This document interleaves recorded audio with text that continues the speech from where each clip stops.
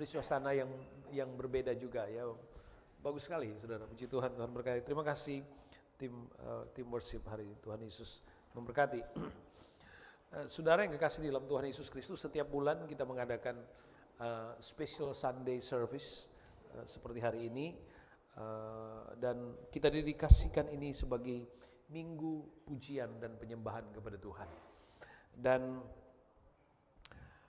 kerinduan hati kita semua adalah supaya kita paling tidak kita boleh masuk kepada suasana yang baru yang dalam perkenanan Tuhan buat hidup kita. Namun bersamaan dengan itu, tentu kita harus terus bertumbuh pada kualitas rohani,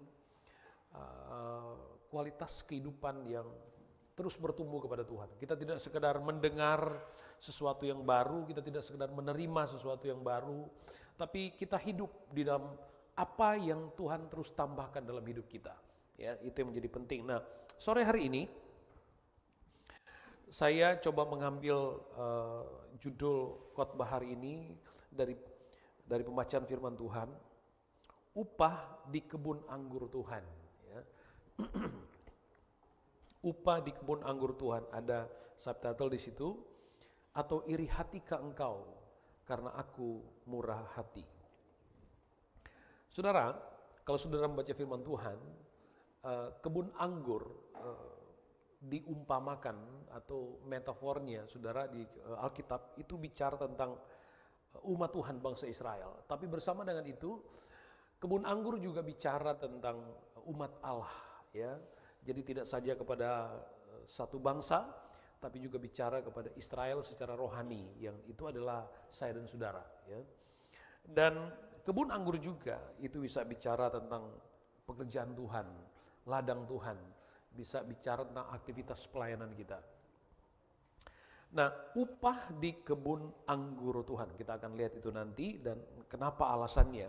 Ada subtitle dengan bunyi seperti itu. Mari kita membuka Alkitab kita di dalam Matius pasal yang ke-20, Injil Matius pasal yang ke-20. Kita akan membaca mulai ayat yang pertama. Yesus banyak bicara dengan melalui perumpamaan-perumpamaan. Matius 20 ayat yang pertama mulai, adapun hal kerajaan sorga. Jadi diawali dengan kalimat ini, adapun hal kerajaan sorga. Jadi apa yang akan kita baca adalah sebuah perumpamaan yang spesifik bicara tentang kerajaan sorga. Adapun hal kerajaan sorga sama seperti seorang tuan rumah yang pagi-pagi benar keluar mencari pekerja-pekerja untuk kebun anggurnya. Setelah ia sepakat dengan pekerja-pekerja itu mengenai upah sedinar sehari, ia menyuruh mereka ke kebun anggurnya. Kira-kira pukul 9 pagi ia keluar pula dan dilihatnya ada lagi orang-orang lain yang menganggur di pasar. Katanya kepada mereka, pergi jugalah kamu ke kebun anggurku dan apa yang pantas akan kuberikan kepadamu. Dan mereka pun pergi.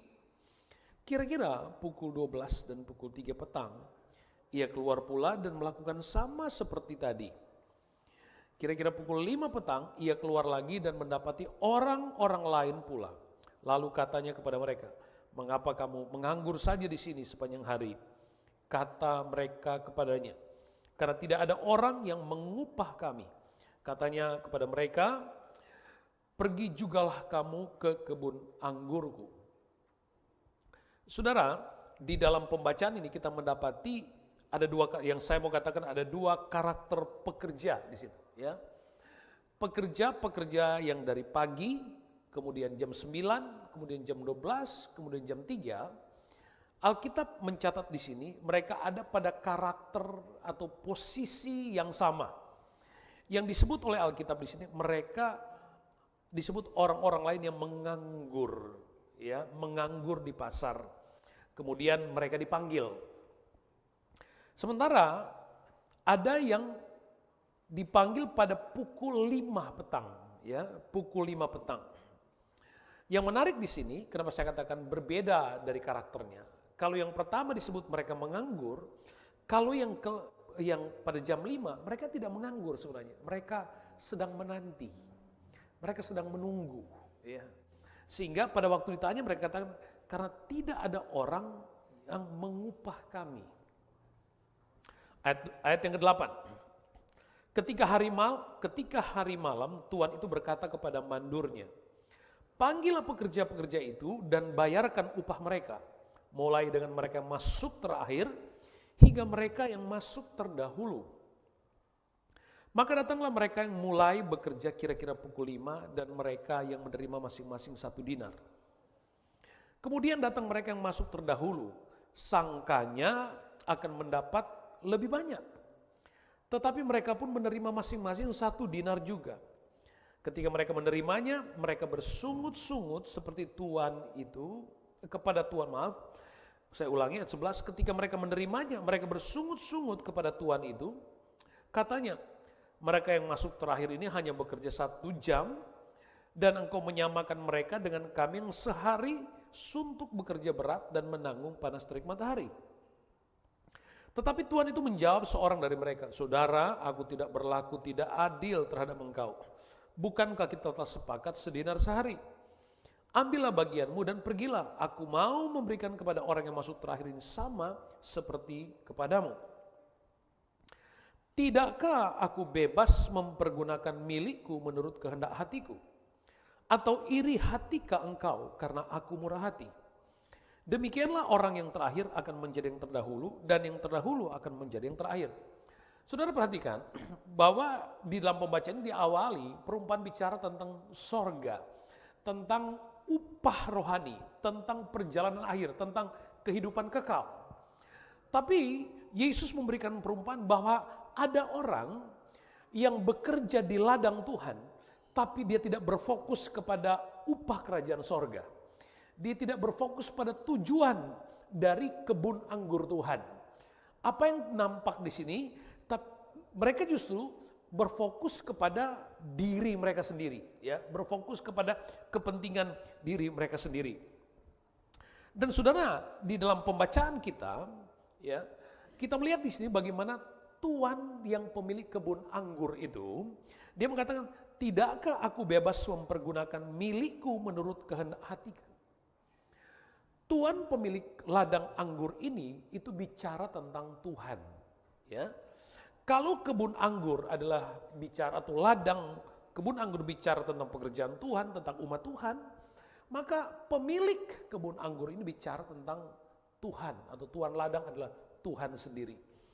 Dan pekerja-pekerjanya itu bisa bicara tentang para pelayan, bisa bicara tentang kita. Tapi di dalam pelajaran dasarnya, ini menunjuk kepada bangsa yang terlebih dahulu dipanggil. Ya, itu menuju kepada orang Israel yang terlebih dahulu mendapat privilege untuk dipanggil. Ya, sama dengan perumpamaan-perumpamaan yang lain yang sudah bisa baca dalam Alkitab. Makanya kita dapati dalam pembacaan akhir, demikianlah orang yang terakhir akan menjadi yang terdahulu dan yang terdahulu akan menjadi yang terakhir. Kenapa?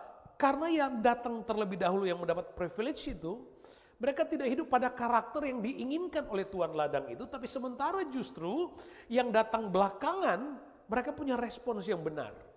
Lalu Alkitab katakan, nah ini karakter yang terakhir ini, justru mereka yang akan menjadi terdahulu dalam kerajaan Allah. Nah, itu kira-kira gambarannya. Saudara perhatikan baik, dalam pembacaan di ayat yang ke-15, dikatakan, tidakkah aku bebas mempergunakan milikku menurut kehendak hatiku. Nah, di sini Alkitab ingin menjelaskan bahwa Tuhan, sama seperti khotbah-khotbah saya sebelumnya, dia punya ukuran yang berbeda, dia punya kehendak, dia punya kedaulatan yang tidak bisa diintervensi sama sekali oleh kebebasan manusia. Sama sekali nggak bisa. Bahwa dia baik, dia mengasihi kita semua, itu puji Tuhan.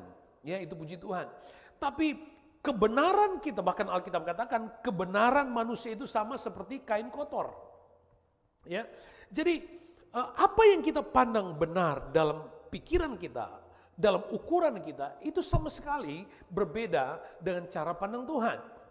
Nah, di sini saudaraku, dalam kisah ini dikatakan, dalam pembacaan kalau kita baca di dalam ayat yang kedua, di dalam pembacaan Matius tadi, bahwa dia memanggil para pekerja dan mereka sepakat upahnya 1 dinar 1 hari. 1 dinar itu bicara tentang terpenuhinya atau cukup untuk hidup 1 hari, itu upah sehari, 1 dinar. Makanya Yesus mengajarkan doa, berilah kami pada hari ini makanan kami yang secukupnya. Jadi ada berkat yang Tuhan sediakan kepada siapapun yang mau datang di ladang Tuhan. Ada kepastian, ada upah tuh. Ada upah tuh. Kamu gak akan mati, kamu pasti hidup. Ya. Nah, saudara yang kekasih di dalam Tuhan, itu yang saya katakan kepada kelompok awal tadi, orientasi hidup mereka, merasa bahwa kalau hidup sehari aja udah biasa, udah biasa itu. Tapi mereka menginginkan sesuatu yang lebih, padahal mereka sudah sepakat bahwa mereka akan mendapatkan 1 dinar.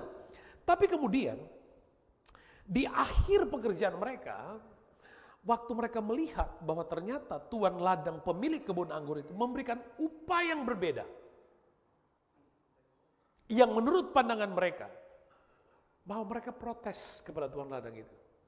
Bagaimana mungkin kami yang sudah kerja seharian, sudah capek seharian dari awal kerja, tapi bagaimana mungkin kami mendapatkan upah yang sama dengan dia yang datang cuma kerja 1 jam?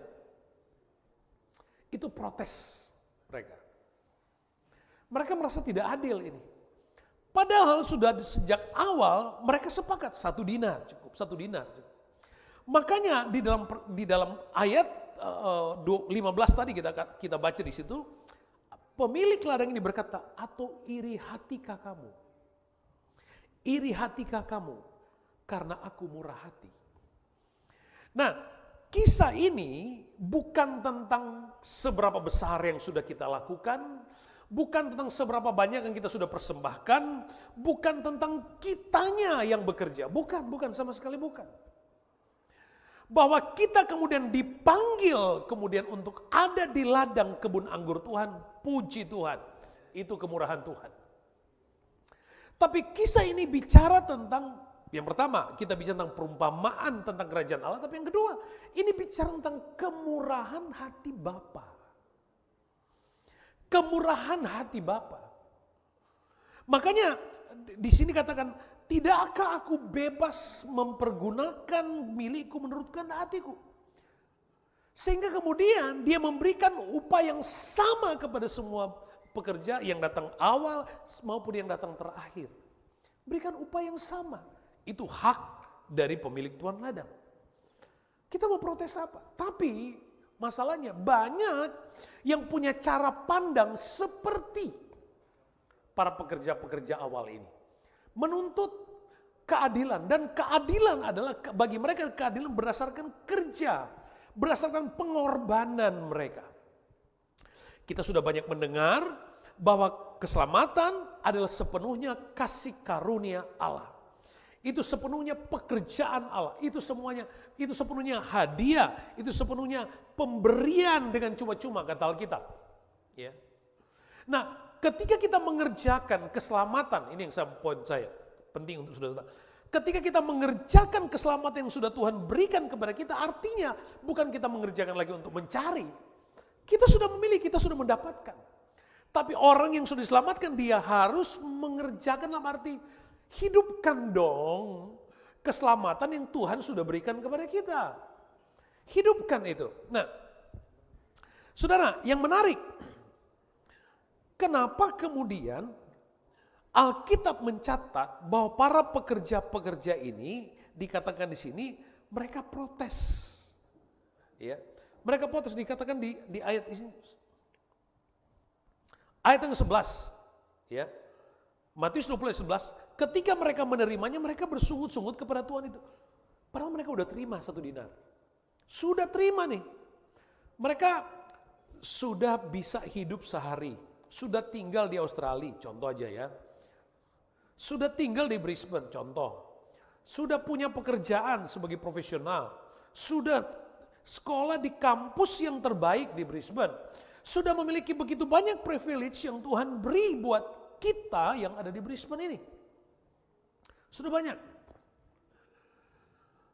Tapi pada konteks kisah ini mereka masih protes lagi tuh. Masih protes, nggak adil. Kenapa? Cuman seperti ini. Dia yang baru aja kenal Tuhan.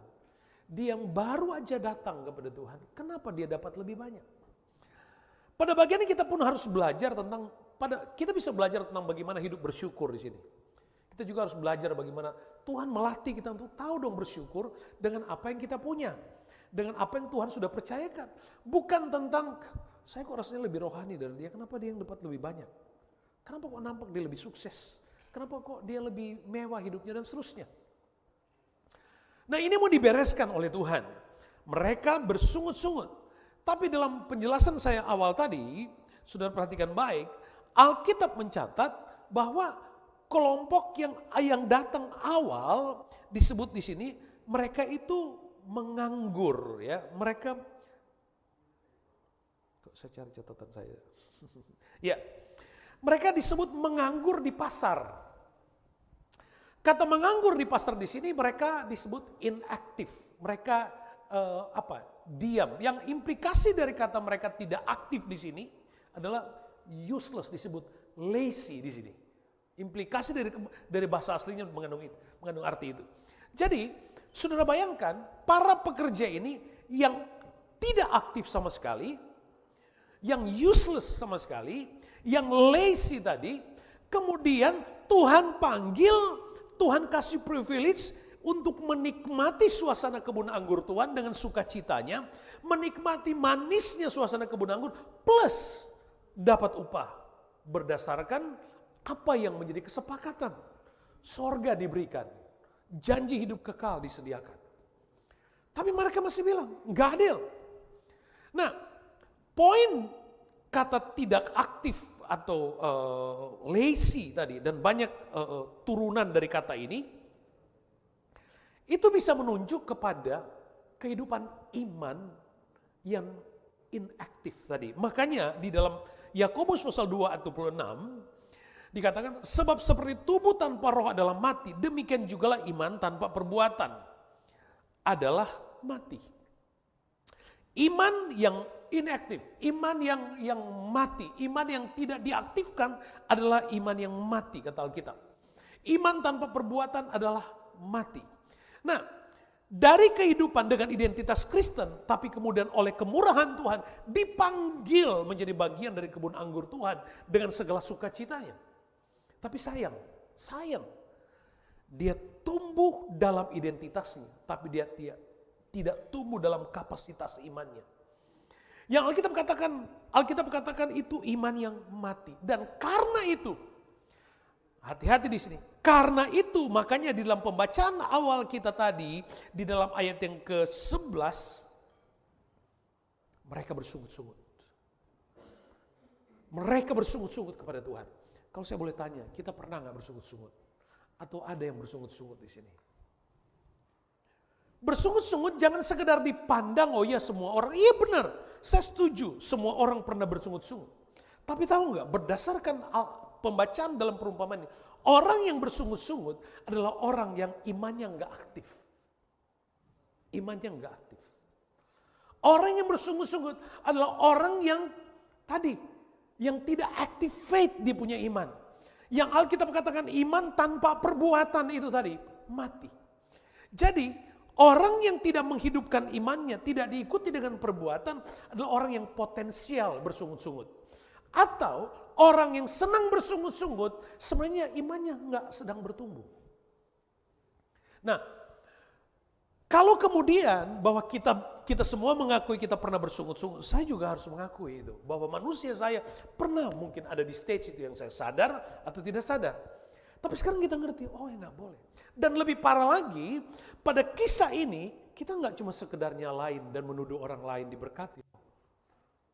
Tapi kita persalahkan Tuhan. Karena kita merasa, Tuhan saya sudah doa lebih banyak. Saya sudah doa puasa lebih banyak. Kenapa? Kok dia? Pertanyaannya bukan kenapa dia, bukan.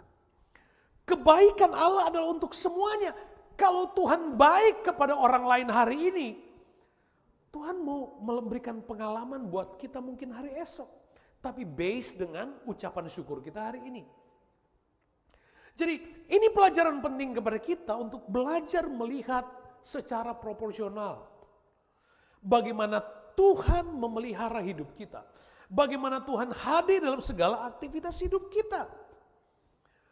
Supaya kita belajar, oh iya ya, Udah puji Tuhan, Tuhan kasih opportunity untuk bisa datang ke gereja. Udah puji Tuhan bisa melayani Tuhan.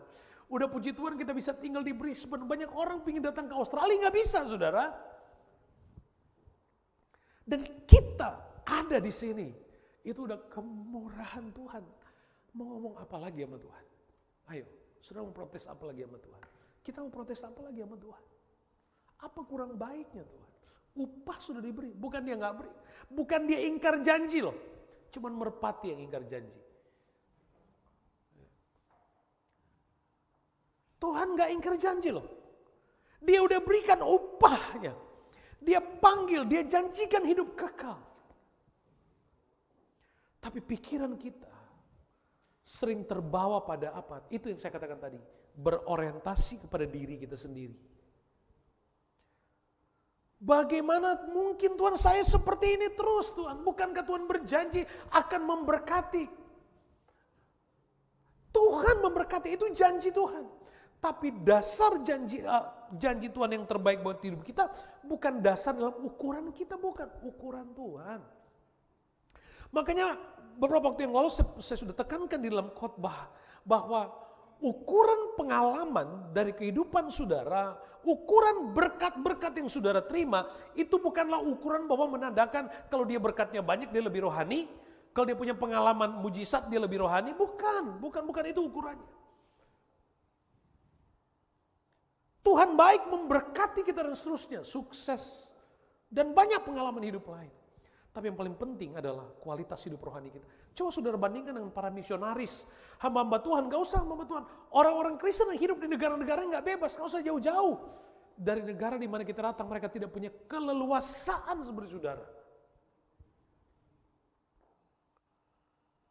Ini menjadi pesan penting buat hidup kita. Ingat, orang yang imannya tidak diaktifkan dengan baik, yang tidak dihidupkan potensial untuk bersungut-sungut. Atau tanya, kok saya mulai bersungut-sungut?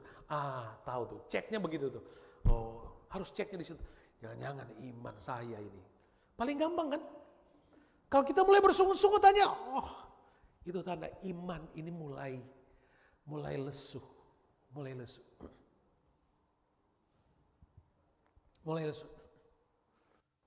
Kalau kita mulai membandingkan diri kita dengan orang lain, nah iman ini mulai lesu.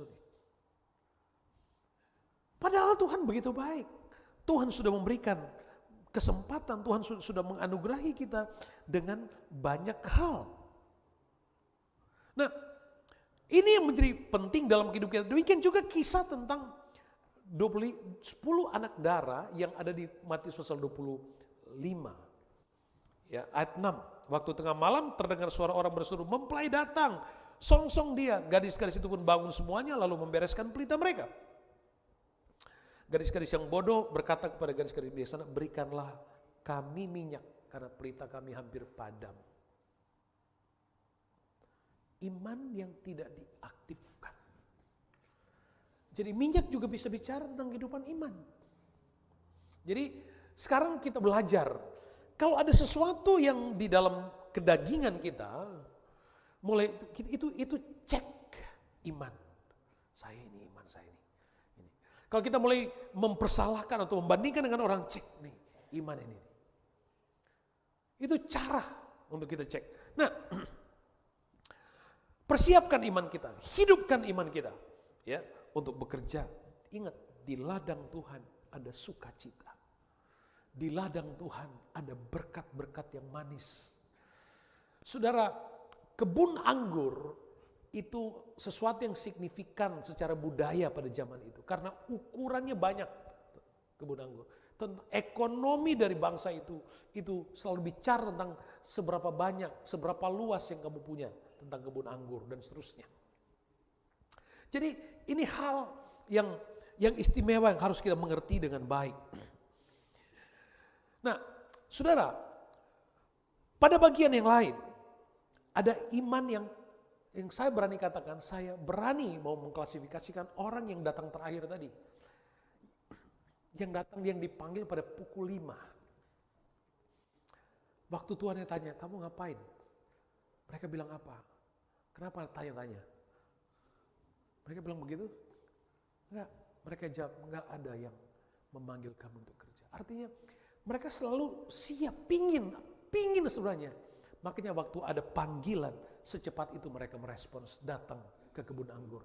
Dan sekalipun cuma 1 jam, lalu waktu Tuhan tiba, tapi 1 jam cukup untuk tuan ladang itu melihat kesetiaan dan keseriusan mereka. Cukup bagi tuan ladang melihat bagaimana mereka setia. Sehingga tuan ladang memberikan upah buat mereka. Makanya saudaraku jangan kaget ada orang Kristen yang datangnya belakangan, tapi kerohaniannya lebih maju dari yang menyebut diri Kristen dari nenek moyangnya. Orang tua Kristen, kakek, buyutnya Kristen semua. Tapi kehidupan rohaninya gak bertumbuh dengan baik. Gak bertumbuh dengan baik. Nah, sebagai komunitas rohani, saya berharap kita ini, manusia rohani kita ditemukan sebagai orang-orang yang hatinya tertuju kepada Tuhan. Mulai familiar dengan cara menguji kehidupan iman kita. Saya ini berfokus kepada Tuhan. Ingat, ini tentang sorga. Kebun anggur itu tentang sorga. Bukan tentang ayo kerja, ayo datang pada Tuhan, nanti kamu akan diberkati berlimpah-limpah. Ayo datang kerja di ladang Tuhan. Nanti kalau kamu kasih 10, kamu dapat 100. Bukan begitu kekristenan. Tapi tentang panggilan Tuhan. Panggilan hidup kekal. Bahwa Tuhan pasti memberkati. Iya, itu janji Tuhan juga. Tapi bukan itu tujuannya. Bukan itu ending dari perjalanan iman kita, bukan. Tujuan kita sorga. Pribadi Tuhan. Yesus sebagai juru selamat. Itu ending dari perjalanan hidup kita. Dan Yesus berkata, tidakkah ia bebas mempergunakan apa yang dia miliki? Iri hatikah kamu kalau aku murah hati? Seharusnya kita bersyukur kalau lihat saudara kita diberkati. Amin. Seharusnya kita bersyukur kalau ada kakak adik kita yang diberkati, tetangga kita diberkati. Seharusnya kita bersyukur, bukan jealous, bukan. Loh, saya harus ngomong ini karena kekristenan ada yang seperti itu. Begitu lihat, apalagi kalau dia pikir dia lebih pintar dari dia. Kita suka pikir, kita nggak mungkin lah. Saya lebih pintar dia, kenapa dia bisa lebih sukses? Loh, ada yang berpikir seperti ini. Makanya Alkitab ingin mengajarkan kita untuk punya cara pandang yang proporsional tentang Tuhan. Ya. Hidupku hari ini, bagaimana kita hidup, ini sudah anugerah, sudah berkat Tuhan yang Tuhan berikan dalam hidup saya dan saudara. Dan biarlah di waktu, kita nggak tahu kapan Tuhan datang. Kita nggak, dunia ini sudah semakin tidak aman, saudara. Hari ini orang tinggal di Jakarta mau ke gereja aja mikir-mikir, saudara. Ya, kota-kota besar Indonesia orang ke gereja nggak bebas hari ini. Anda punya kesempatan itu. Dan biarlah di waktu-waktu terakhir ini. Cukup bagi tuan ladang, yaitu Tuhan sendiri melihat kepada kita. Iya, mereka layak untuk mendapatkan upah di kebun anggurku. Mereka layak mendapatkan bonus di kebun anggurku. Mereka layak mendapatkan lebih di kebun anggurku. Karena kebaikan Allah. Ingat sekali lagi, kisah ini adalah kisah tentang kemurahan hati Tuhan. Karena itu, hari ini kita naikkan pujian, kita naikkan sembah kita kepada Tuhan. Saya selalu melatih diri saya waktu saya nyanyi. Saya nyanyi untuk Tuhan. Waktu saya doa arahkan hati kepada Tuhan. Waktu pelayanan arahkan hati kepada Tuhan. Kenapa? Karena banyak kali pikiran hati kita mau merampas kita kepada fokus-fokus yang lain. Tapi kalau kita belajar melayani Tuhan dengan hati yang berfokus kepada Tuhan, pastikan waktu Tuhan lihat kita, Dia lihat kita, didapati kita setia mengerjakan apa yang menjadi bagian kita. Nggak usah bersungut-sungut. Yang bersungut-sungut katakan amin. Pintar.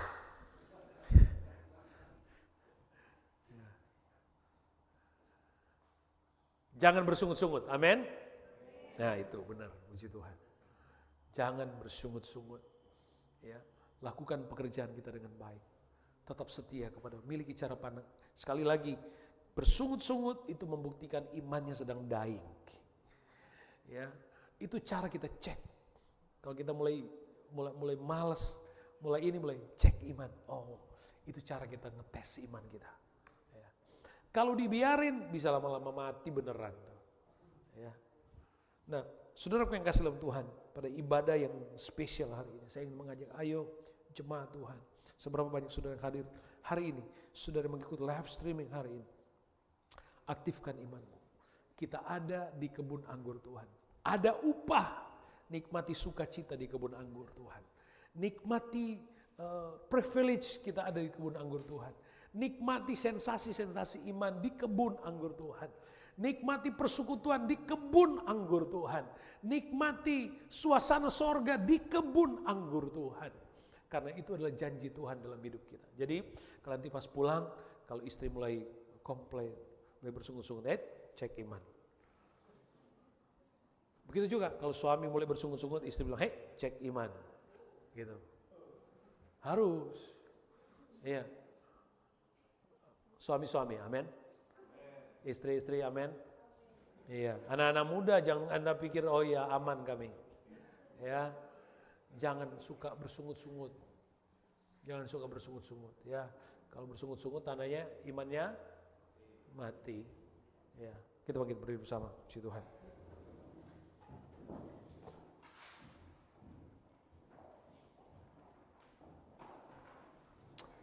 Turn your eyes upon Jesus.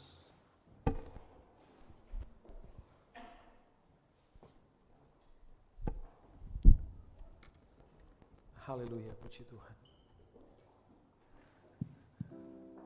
Kita semua terpanggil nih untuk ada di kebun anggur Tuhan. Dan Dia sudah sediakan upah buat kita.